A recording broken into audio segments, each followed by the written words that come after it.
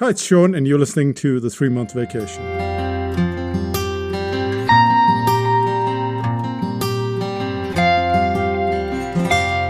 Imagine you're at the airport and you're watching a Cessna taking off. At 102 kilometers an hour, it easily lifts off the ground. An Airbus A330 needs to be about 278 to 330 kilometers an hour. The Concorde, on the other hand, required a whopping 407 kilometers an hour. If they don't reach those speeds, what happens? You know the answer, don't you? The lift won't overcome the weight, and if the aircraft doesn't match the prescribed speed, the plane stays on the ground, and it is doomed to circle the runway forever. No one wants to circle the runway forever, and as cheesy as it sounds, we all want to be on autopilot soaring through the sky. Yet the main problem isn't with flying, but knowing the takeoff speed. Without a benchmark, we have no way of knowing how to move forward. And this brings us to a pertinent question that I get from clients regularly, fairly regularly. The question is, how do you get so much done in a day and still have time to waste? If you know me well, you probably are aware that I paint a watercolor diary. Now I have over 4,500 paintings. I take photos, well over 35,000 images, cook once or twice a day. At this very point, I'm conducting a 12-week course on article writing. We have a membership site at 5000 BC, weekly podcast, the one you're listening to. And yes, if you write me an email, I'll answer that email personally.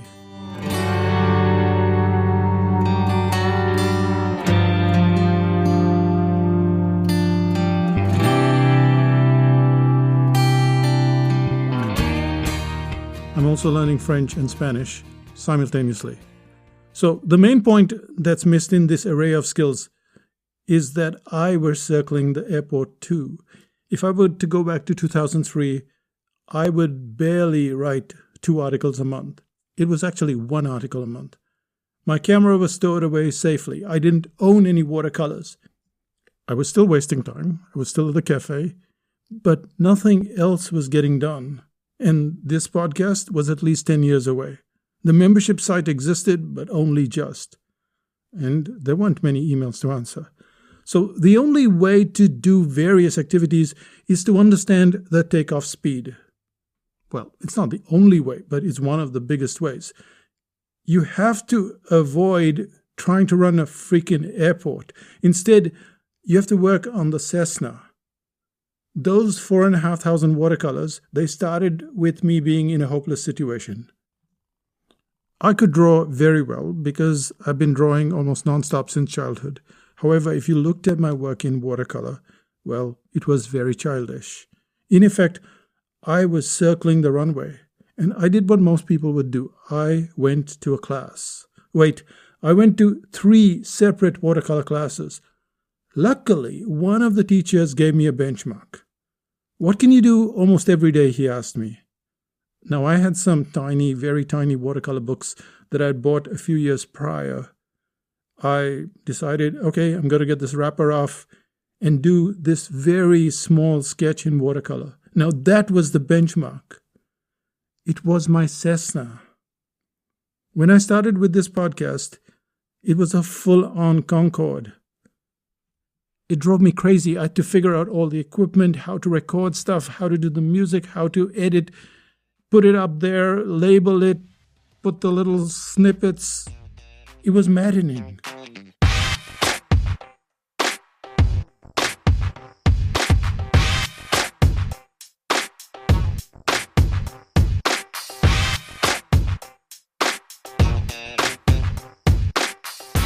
You're probably listening to 5 minutes of audio or 15 minutes of audio, but that takes 8 hours of production, a solid 8 hours of my life.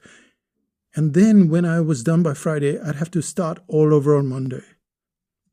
I'm a little persistent, so I went on with it, but the main thing to do is try to get a smaller task going. Just get those Cessnas off the ground. Don't deal with the Concordes, because speed is the real answer to almost any problem.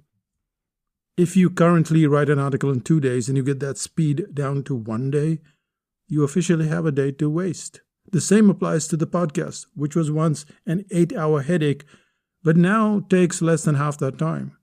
Cooking doesn't really involve cooking, it's mostly cutting. So if it takes you ages to chop veggies, you're burning your tires on the ground and you're getting nowhere. Does this advice sound a little boring? Does it sound like you've heard it before? Because you have heard it before. I mentioned it, just a different one. This is a Cessna example, but you've heard it before. You've heard it many times before, and you have to keep at it. No one tells you about takeoff speed. Because if you understand how long it takes you to get something off the ground, then you take off. And so you have to look for teachers to help you get off the ground. Teachers that help you achieve that speed. Or otherwise, you work your way through YouTube and you get to that speed. And, I'll give you an example. For instance, I'm learning languages. You probably know I'm learning French. And I run into a lot of people that say, oh, I'm learning a language too. And you ask them, where are you learning it? And they say Duolingo. I've never heard anyone yet tell me personally that they can speak a language. So there is no takeoff speed with Duolingo. There are hundreds of thousands of people, and I've met a few dozens of them, but they're not achieving that takeoff speed. I don't know why. Maybe Duolingo just has a bunch of words or sentences. Don't get upset at me. I don't know anything about it. All I know is that the people that I've met so far, they're not achieving that takeoff speed. So takeoff speed becomes a very crucial aspect. And once you have that speed, then you can do the same task in a fraction of the time and not get very tired. You can now waste more time and easily go to the second or third task. In a week, you achieve more than most people achieve in months.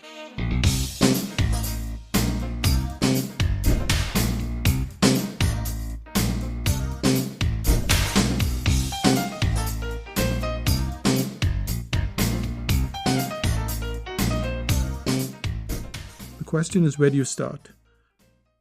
You don't want to start with a Concorde. That's for sure. What you need to do is get one Cessna off the ground. What is that Cessna? What's the takeoff speed? If you were learning to take street photos, you might need 3 elements to get outstanding photos. You'd need to know what are those 3 elements, and then you're off the ground. If you're trying to assemble an ebook, you don't need to learn InDesign. You probably need 4 or 5 elements in InDesign, and your book is ready. Or maybe there is some kind of software that enables you to get that same result in a fraction of the time and with less confusion or having to work through it. In a strange way, avoiding the Concorde is the way to go. You get one Cessna off the ground, then you work on another, and soon you have a fleet of Cessnas flying, and you're into watercolor photography, writing, cooking, and wasting time.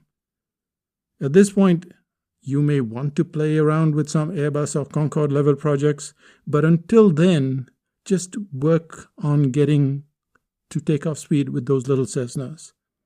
Most Cessna projects need about 12 weeks at best.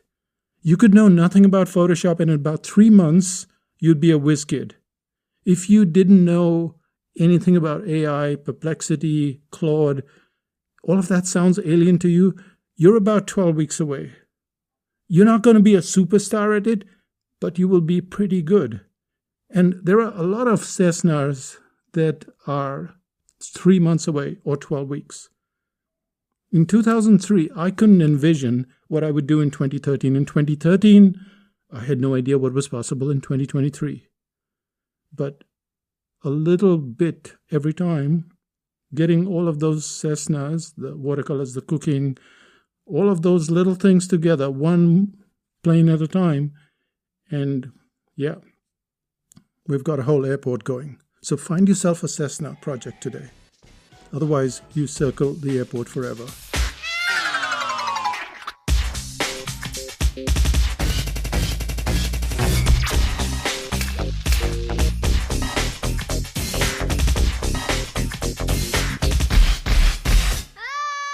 Is that it? No, there's one more question. How do you determine the elements that you need to get the Cessna off the ground?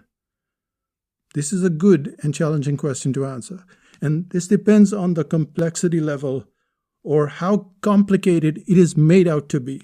For instance, we used to teach how to draw perspective in the cartooning course.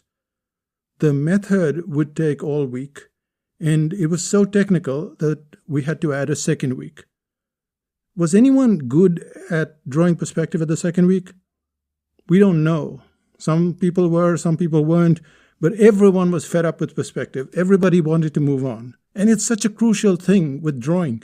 You have to draw buildings and houses and tables and desks, and all of that gives it depth. You have to have perspective. But people were sick and tired of perspective. The course had to be revamped, and we're doing it again. We're fixing it again this year. And now people can draw perspective in about 2 minutes. When we ask, how long does it take to get off the ground?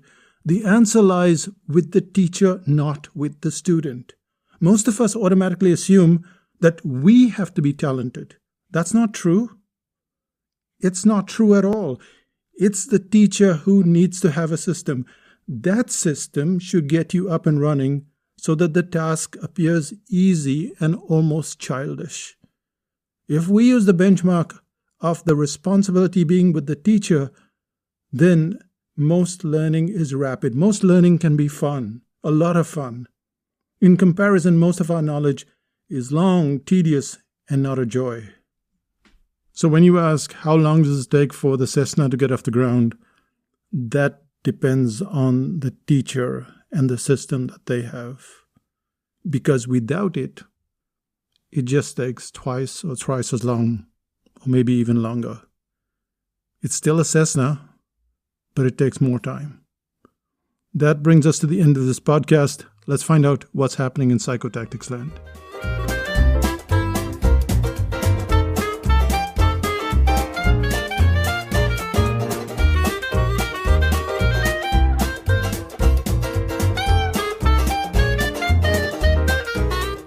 Well, later in this year, there's going to be a cartooning course. It is how to draw your character. And that character is something that's in your head already. You might not know it, and you might think, well, I can't draw a straight line. Well, we don't need you to draw a straight line anyway.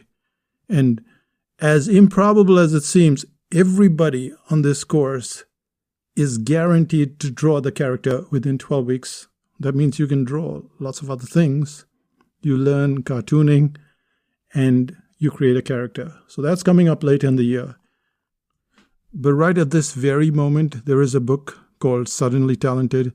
And you've probably heard of it before because it's been on our website for quite a while, the audio version and the PDF version. But there's a paperback and it's on Amazon and it's not very expensive. Right now, it is at below Kindle price. So yeah, I know you like Kindle, but this is a physical book with paper, and you can underline and tear out the pages if you want. So go to Amazon.com and look for Suddenly Talented, and yeah, then send me an email, and you'll figure out that you need a better teacher rather than you being talented. But go find out for yourself. Bye for now. And we'll see you in the membership site at 5000BC. Bye-bye.